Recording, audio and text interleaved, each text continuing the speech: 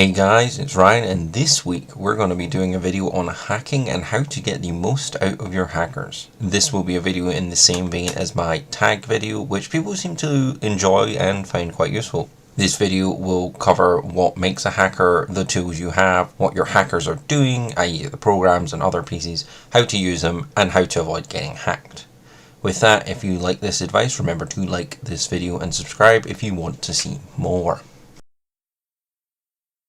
So before we cover how to get the most out of our hackers, we need to understand what makes a good hacker. I'm going to assume you know the basics of hacking, zone of control, whip roles, etc. But I'll cover what I think is important for a hacker. So hackers focus on three main attributes, with a lot of their actual quality coming in from skills and equipment. Starting with the attributes though, hackers rely on whip, BTS and wounds in that order of importance. The first two are kind of obvious, but I'll get to wounds in a second. Starting with whip, whip is used to make both attack rolls and resets, which can be used in case you get locked down and need to clear status. It pulls double duty as the hacking attack stat and the hacking dodge stat. More whip is better, but just because you have a higher whip doesn't immediately make you a better hacker. I don't think there is a point of diminishing returns, but a hacker with whip 13 and good kit is probably better than a higher whip hacker with worse kit. So think a whip 13 hacking device is probably more useful than a whip 15 hacker with just carbonite.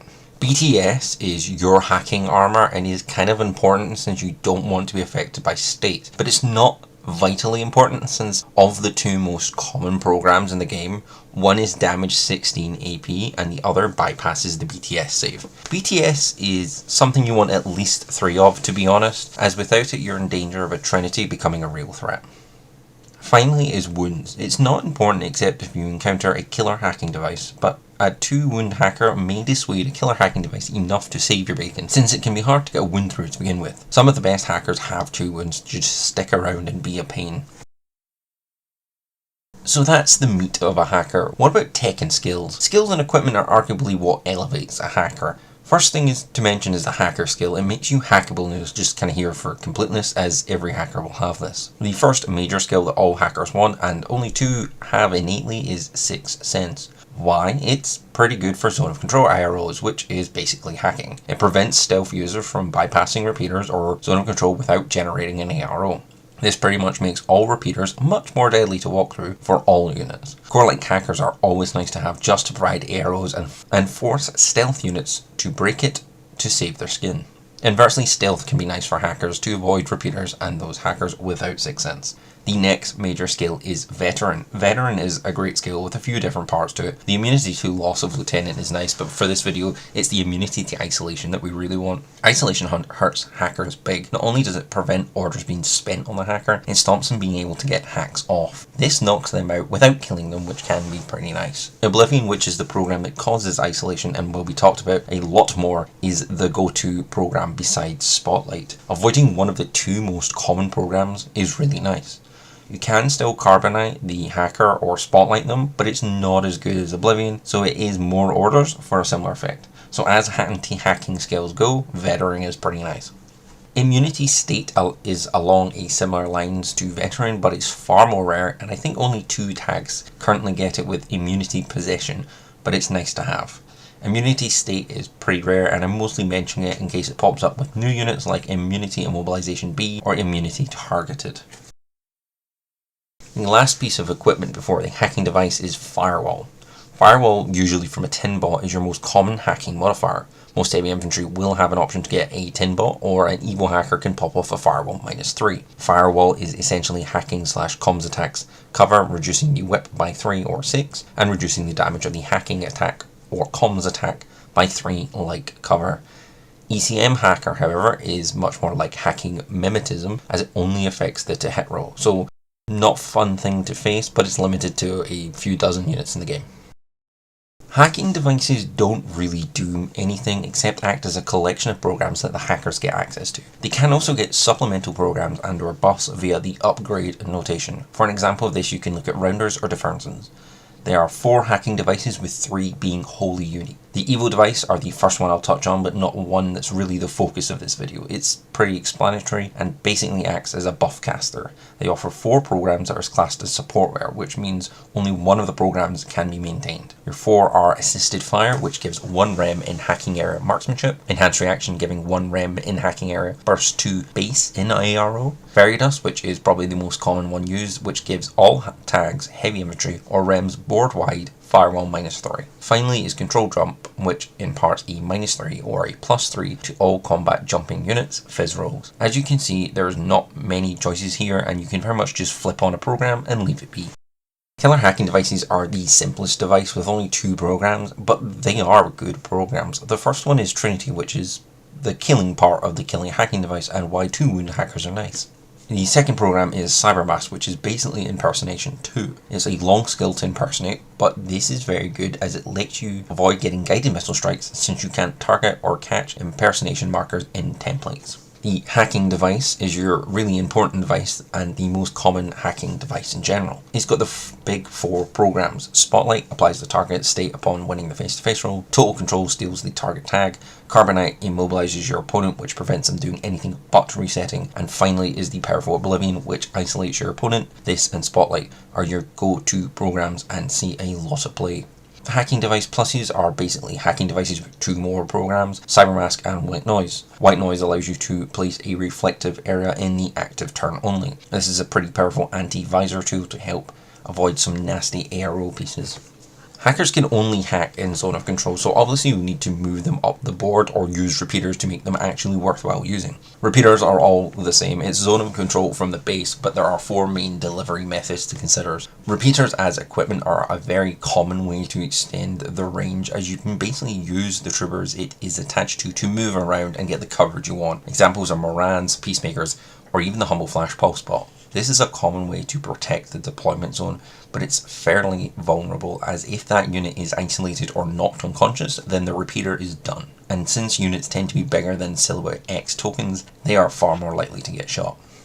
Deployable repeaters are the second most common and are as above, but instead they can be placed by mine layers or the place deployable skill. They have their own little profile similar to mines or other pieces of deployables. They are Silhouette X, which is small, so placing it behind cover is a massive step up in survivability. Pitchers are arguably the best repeater delivery systems and are constantly targeted by players as a place to go to when balancing the game, so you know they're good.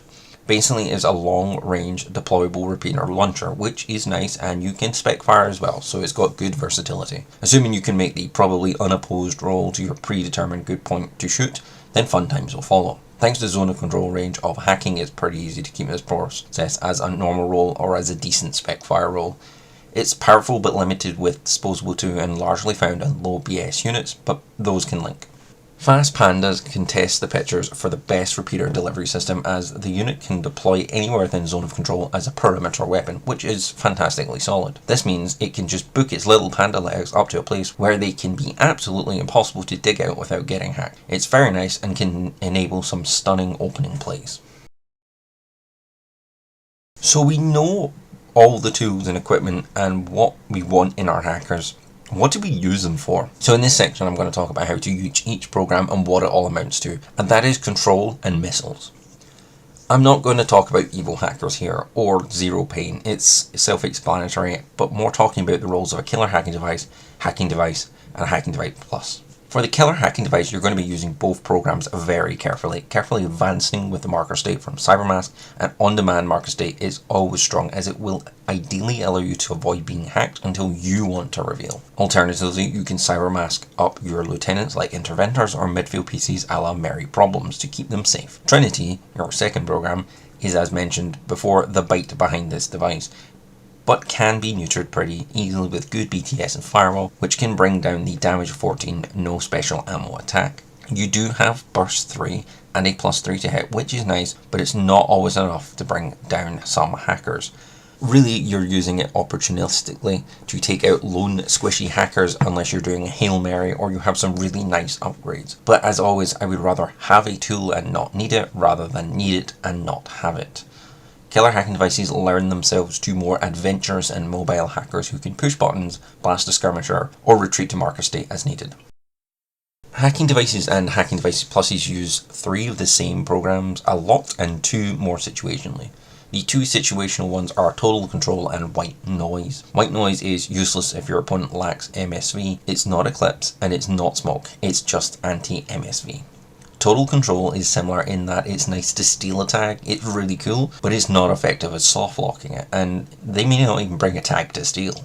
Anyway, Total Control is Burst 1, DA ammo, damage 16, which is really threatening, but tags are at least BTS 6 and maybe Firewall, so it drops them to damage 6 fairly quickly. This makes Oblivion in the active turn much better thanks to the AP ammo there. Total Control in ARO is probably a bit better since it's burst 1, so it doesn't really matter, and if you succeed you could steal the tag until the next command token phase, or they march out and hack it back. Either way, that's a lot of effort. So overall, more situational since not everyone takes tags, and soft locking a tag might be better. Oblivion and Carbonite are your main hacks that you're probably going to throw out and use to soft lock your opponent's hackable unit. If you can get this off, you can make your opponents only be able to reset on -12s. As a MO player, I can tell you personally this is potent and frustrating. So how does this work? Well, Oblivion, as I've said earlier, is one of the best hacking programs in the game with Burst 2 inactive with a damage 16 AP save. Even BTS 6 or 9 will need 14s or 12s to save respectively. Firewall helps here, but it's not enough. Veteran is the obvious counter, but that's not common unless you're a Morat or a Yujin character. When isolated, not only do you not get orders from the order pool, which is big, but to clear it you need an engineer or to reset on a -9, which is huge for everything except something like a whip 16 or 17 monsters of the combined army. You can act normally otherwise, which is why Carbonite is a part of this. So Carbonite is markedly less good with Burst 2 DA on damage 13, good BTS and a Firewall will seriously protect against this. But if they somehow whiff this, then they will be immobilized B, which means all you can do is reset on a -3. Which is not impossible to do, but when all you can do while getting shot is reset, it's not fun. Now since the 2 minuses stack, we're looking at a -12 to reset when both are applied, and if you open with the Isolate, it's not impossible to get this consistently. Most tags will be setting on 1s to 3s, and the panel ones will require an engineer to break free. You can see why this is the main tactic when hacking, and it's on your most common device. The program I've avoided talking about until now is Spotlight and its natural extension, Guided Missile Strikes. I know it's a hacking video, but what this combo is, one of the most common buffs you can give your hackers with the +3 to hit with ballistic skill attacks, hacks, or comms attacks, and 2, it takes all the soft control you set up with repeaters and unit positioning and turns that into hard active murder and problem solving, which is needed to win the game. Hacking can only get you so far. Most programs only target hackable units, which is not everything. However, Spotlight and Guided Missile Strikes can target everything. Guided Missile is the hammer for when your hacking fails to bring down a list. It is the very direct assertion of control. Do you bring hacking to Guided Missile Strike? No, you bring Guided Missile Strike to make your hacking lethal. So we know what our kit is and what it does and how to use it, but how do you set this all up in game? Well, I have 3 points I want to talk about in this section. Setting up your network and board control, the differences between active and reactive hacking, and then aggressive hackers. Setting up your network and controlling the board is the main thing behind effective hacking. This isn't just flooding the board with repeaters, as that's fairly inefficient and order expensive. So how do you do it well? Well, there are 2 ways to deploy your repeaters and build board control: direct and indirect placement. Both follow the same broad strokes of placing repeaters in areas where you're going to throw out the most hacks, placing them in a way that makes them difficult to remove and limiting your opponent's response to hacking and repeaters. Direct placement puts more emphasis on the first and last criteria. You're placing the repeater there and then to hack stuff, and you're probably doing the bare minimum to keep the repeater safe, since once you get the hack off, the repeater just becomes more of a nuisance going forward. Key examples of this are the Heckler play, to run across the board and throw out a fast panda or lob a picture. You are actively placing this as close as possible to your target, maybe catching other stuff as a bonus, but not as a priority. You are then limiting their responses to you as well, as they don't really get to respond to a repeater going down, and also you're probably going to immediately throw out a Spotlight or Isolate to soft lock, and unless they can contest the hacker with something other than a reset with a Firewall, eventually your things are going to start landing. You can do this with the deployable repeaters and repeater units as well, just the Infiltrator midfield PCs has to be a little more aggressive and put itself in some form of risk to pull it off. Now, this is a good time to mention that if an enemy hacker and not a repeater enters your repeater's zone of control, or vice versa, they can use it to hack your hackers across the board. Your target will get a firewall -3, which is not nothing, and every hacker who can use the repeater will get an ARO to this, but it could be a worthwhile tactic in case you really need to nail an enemy. It is very risky, as mentioned, with the multiple AROs, but keep it in mind. Uber hackers really won't care about this active turn tactic though. Indirect placement is a bit more of all three, but you can really rely on placing them in a position that's both a pain to dig out and throwing out as many hacks as possible. This is typically on walkways or prone on buildings. Morans and Peacemakers are great examples of this and achieve this with some great positioning of their mines or Oxbox and just staying out of line of sight. Mine layers with deployable repeaters are also in the same boat, as repeaters are being Silhouette X means that any cover or height makes it a lot harder to dig out. This ups the number of hacks as well, as it takes more orders within zone of control of the repeater for the attacker to remove it. This and all the AROs from repeaters are multiplied by the number of hackers who can react to a specific situation. This also has the same effect of limiting the responses from your opponent on a broader scale. You're not removing units or soft locking anything, but you've now basically taken 1 or 2 resources and denied an entire lane for your opponent, but not you. Combine this with the standard good AROs and you're really going to sandbag them and bring down the Eventum. This is a large part of using hacking for control. You set it up and then your opponent reacts to you, even in their active turn. Active versus reactive. This is pretty self-explanatory, but worth talking about the differences. Reactive hacking is kind of better since it's all for free and largely done without threat, and unless you're getting hacked back or shot, it's fairly likely to go off since resetting isn't exactly good. Sure, you're burst 1 in reactive, but your whip is probably equal or higher, and your ammo choices are fairly good. Remember, Oblivion or Spotlight is the first thing to go to. Once that's in, you can throw out a Carbonite or wait until next turn to Guided Missile Strike. If you're coming up against Tag, now is the time to use Total Control, since, as I mentioned earlier, it's going to be the biggest pain possible if it goes off, since they either need to spend orders to get it back, killing momentum, woohoo, or you get a free crap tag for a turn, also woohoo. Also, remember that multiple hackers in your list means multiple repeater AROs, so this all becomes easier to get off. Overall, reactive hacking is pretty simple, but it's also the strongest when you've built a different type of fort asshole and then you're going to your opponent, you better have a play or you're boned. This is not to say hacking in the active turn is bad, no, not at all. It's more methodical. It's saying to your opponent, you better have played exceedingly well or stuff is going down. Active turn combined with direct repeater placement leads to the classic active turn play of getting a standing or hell even hidden core piece and then just taking it out from outside line of fire. Active turn hacking is pouncing on any weaknesses your opponent has and using strong zone of control attacks to get what you want. Eventually you want to do something other than hack, but your hacking will set this all up for you. With most programs being burst 2 or higher and with good ammo types, there's a lot of reasons to spend the order to hack a model and even steal your opponent's repeaters or do some zone of control hacking the old-fashioned way. With that, it leads us nicely on to aggressive hackers. Aggressive hackers are those that use hacking as part of an attack run or as the attack run itself. They usually have good bulk or survivability or have good bodyguards to help out. The Anathematic, Knight of Justice, Knight of Santiago, Stigmata and Hacked Out are some very nice examples of aggressive hackers. Using repeaters is not a priority for them, but they do like having them, but will probably utilize their own zone of control to get hacks off. Hacking is usually secondary to them. Most of the listed examples are good shooters, except maybe the Stigmata, but it and the Anathematic's hacking is strong enough they will probably prefer to hack when they can, even if they do have deadly forks and plasma rifles as backups.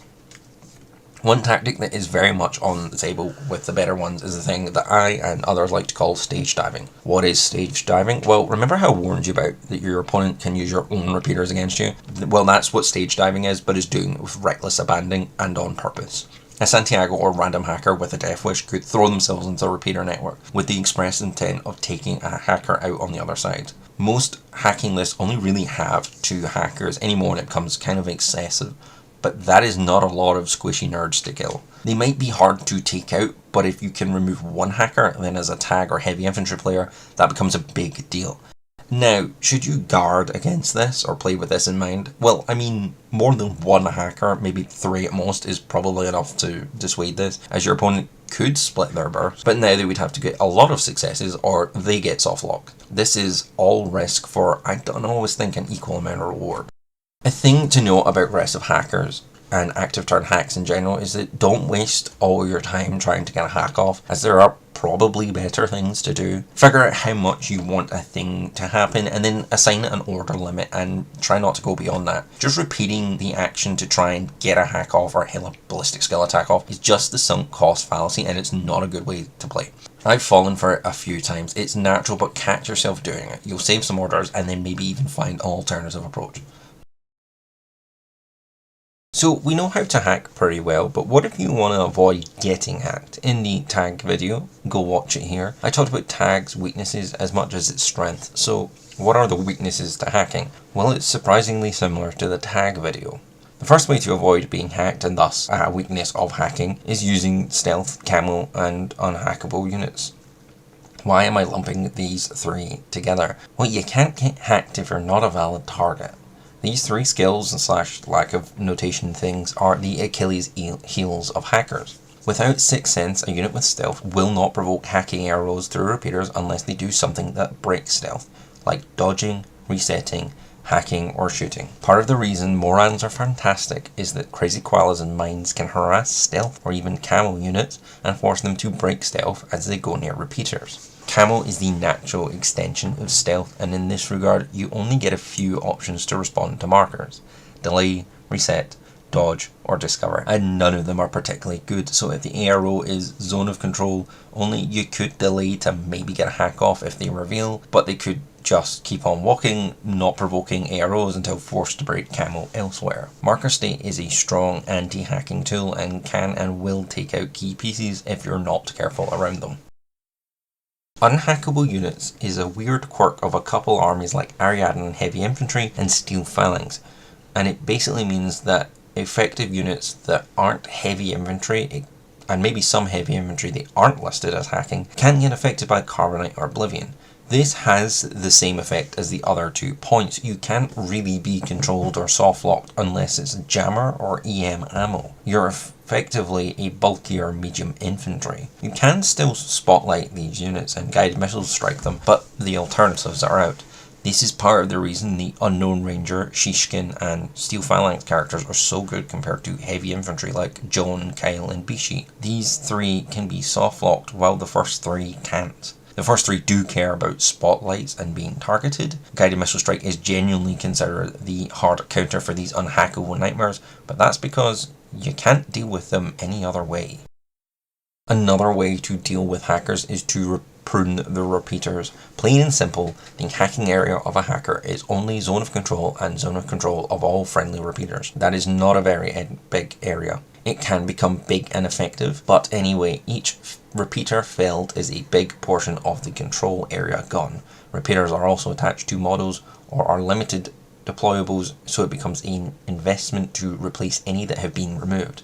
So how do you prune repeaters? Well, you use stealth, marker state, unhackable units, and maybe even speculative attacks to take them out safely. These options ignore the hacks that will attempt to slow you down as you take out the repeaters. Units with Super Jump and Climbing Plus also get a special mention here, as they can help get you to the correct height or movement path so you can take out repeaters in the midfield. Sometimes avoiding repeaters is just impossible and you need to direct control and remove any attempts to directly control you and remove your pieces. Final way to deal with hackers is to just deal with them directly, and those guided missile bots. I know this is blatantly obvious, like how tags need to avoid AP, but it's true and worth the time to say it. If hackers are dead, then the threat is gone. Repeaters do not do anything without hackers. They exist to get used, so getting rid of the users is how you don't get hacked. Not everyone is a hacker and not everyone can GML, so it drops off quickly. It can be hard to take out hackers and guided missile bots, but the advice is as above, but with a little more. Marker states, stealth, unhackable units, stage dives, and parachutists are your go-to anti-hacking tools. Why? Well, in short, most hackers don't want to leave the safety of the drop zone because they won't survive outside of it. Even the best hackers and nomads are BS11 with combi rifles or SMGs Don't fight fair, don't fight hackers in the hacking area. Jazz, Uhahu, Dartox, they all go down if you can be peeled away from the protection and be shot or stabbed. If you can't, then use the first 2 points in this section to find other ways to effectively nullify them. Losing the guided missile bot as well will take a lot of teeth out of a list. You will have to deal with the hackers and the rest of the guns in that list, but with a sufficient enough gun of your own, you'll probably be fine. Overall, hacking is a strong part of the game as it can turn a lot of the table into no-go areas, so it can be difficult to deal with them. But if you realise what is at the core of a hacking list, maybe 2 or 3 hackers, repairers and a guided missile bot, and nothing more, you can slowly realise the right way to deal with them.